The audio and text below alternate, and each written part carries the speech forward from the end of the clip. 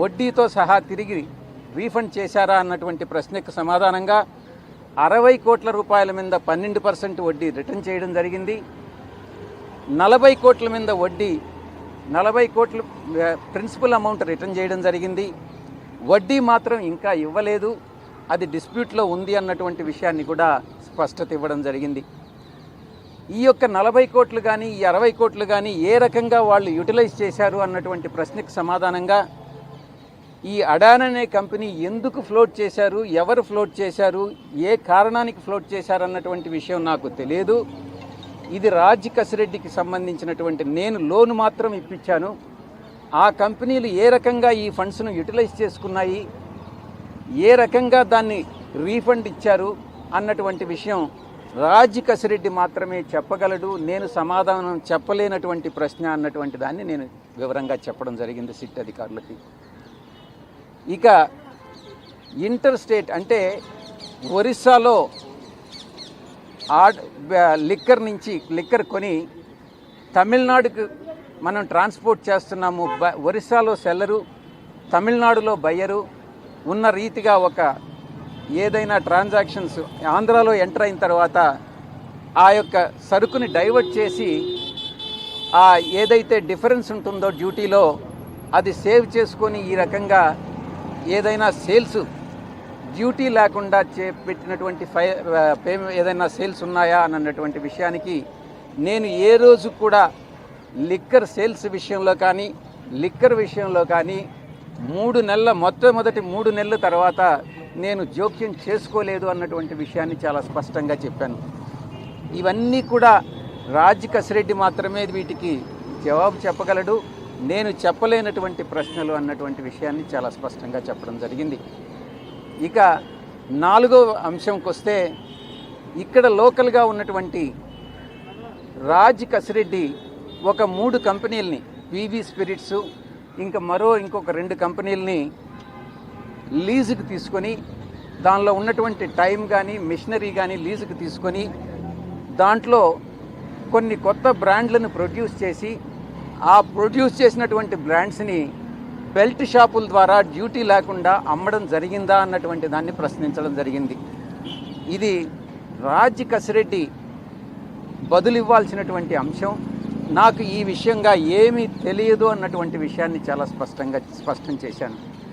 ఈ 4 ప్రశ్నలకి సమాధానం చెప్పిన తర్వాత అధికారులు తృప్తి పడ్డారన్నటువంటి విషయాన్ని నేను భావిస్తూ, ఈ యొక్క మరి ఫ్యూచర్లో భవిష్యత్తులో ఇంకా ఏదైనా ప్రశ్నలుండి నేను సమాధానాలు చెప్పాల్సినటువంటి అవసరం ఉంటే నేను మళ్ళీ తిరిగి వస్తాను, మీరు ఎప్పుడైనా పిలవచ్చు అన్నటువంటి విషయాన్ని తెలియజేసుకుంటూ ఈరోజు సెలవు తీసుకోవడం జరిగింది.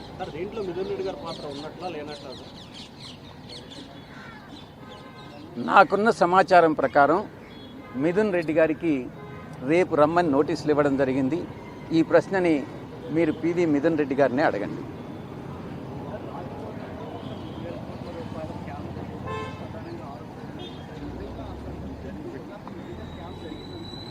మీరు అడిగే ఊహాజనితమైనటువంటి ప్రశ్నకు నా దగ్గర సమాధానం లేదు. స్కామ్ అన్నటువంటిది జరిగిందా లేదా అన్నటువంటిది లిక్కర్తో సంబంధం లేనటువంటి వ్యక్తి నన్ను ఎలా జవాబు చెప్పమంటారు? మొట్టమొదటి 2 సమావేశాలు 3 నెలల్లో, అంటే అక్టోబర్, నవంబర్, డిసెంబర్ తర్వాత ఏ ట్రాన్సాక్షన్లో కూడా నాకు సంబంధం లేదు. అప్పటికింకా అసలు లిక్కర్ పాలసీ ఇంప్లిమెంటేషన్కి రాలేదు.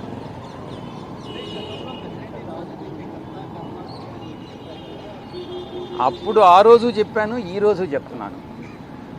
నాకు తెలియని విషయాలు నాకు తెలిసినట్టుగా నేను చెప్పను.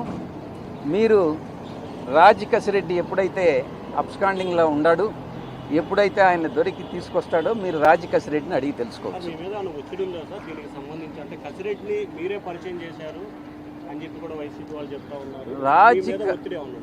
రాజ్ కసిరెడ్డిని పార్టీలో వ్యక్తులు నాకు పరిచయం చేయడం జరిగింది. 2017-18లో అనుకుంటా రాజ్ కసిరెడ్డి పార్టీలోకి వచ్చారు. అతను ఒక తెలివైనటువంటి క్రిమినల్, ఆ క్రిమినల్ మైండ్ సెట్ ఉండేటటువంటి వ్యక్తి. అంత క్రిమినల్ బ్రెయిన్ ఉంది అన్నటువంటిది తెలియక పార్టీలో పెద్దలందరూ కూడా పరిచయం చేస్తే నేను ఎంకరేజ్ చేసినటువంటి మాట వాస్తవం. నేను అబద్ధం చెప్పదలుచుకోలే. మొట్టమొదటిగా అతనికి ఎన్ఆర్ఐ విభాగం అప్పగించా. ఆ తరువాత సోషల్ మీడియా చూసుకోమని చెప్పా. ఆ తరువాత ఈ ప్రశాంత్ కిషోర్ గారు అక్కడి నుంచి వస్తూ ఉంటే ఆయన మనకు కన్సల్టెంట్గా ఉన్నప్పుడు ఆయనకి ప్రోటోకాల్ అంతా చూసుకోమని చెప్పడం జరిగింది. ఈ రకంగా పార్టీలో అతి ముఖ్యమైనటువంటి బాధ్యతలు అతనికి అప్పగించింది నేనే, ఎంకరేజ్ చేసింది నేనే. ఈ విషయంలో నేను తప్పు చేశాను అన్నటువంటి భావన ఈరోజు నాకు కలుగుతూ ఉంది. ఇంత దుర్మార్గపు వ్యక్తి ఏ రకంగా నన్ను మోసగించాడు అన్నటువంటి విషయం నాన్నే ఆశ్చర్యానికి గురి చేస్తుంది. ఎవరి నుంచి? మీరు అడిగే ప్రశ్న చాలా స్పష్టంగా అడగాలి. మీకు ఒత్తిడి వచ్చిందా అని కాదు, నాకు ఎవరి దగ్గర నుంచి ఒత్తిడి వచ్చింది అని మీరు భావిస్తున్నారు? ఆయన ముందు జవాబు చెప్పండి. అంటే జనరల్గా మీరు ఆ పార్టీ నుంచి బయటకు వచ్చి ఉన్నారు కదా, సో మీరు గతంలో 5 సంవత్సరాలు అక్కడ ఉన్నప్పుడు ఏ ఎపిసోడ్ గురించి మాట్లాడలేదు, బయటికి రాగానే ఏ ఎపిసోడ్ గురించి చర్చ వచ్చింది. మీరే రాజకేశ్వరరెడ్డి కర్త కర్మ క్రియ అన్నారు కాబట్టి, సో ఈ రాజకేశ్వరరెడ్డి వెనక కొంతమంది పెద్దలు ఉంటారు కాబట్టి ఏమన్నా ఒత్తిడి వచ్చిందా అనే యాంగిల్ సార్, అంటే ఆ పార్టీ నుంచి ఏమైనా? 5 సంవత్సరాల పాటు మీరున్నారు, అతనితో కలిసి ఉన్నారు, అప్పుడు మాట్లాడలేదని అంటే అప్పుడు మీరు అడగలా, నేను జవాబు చెప్పలా.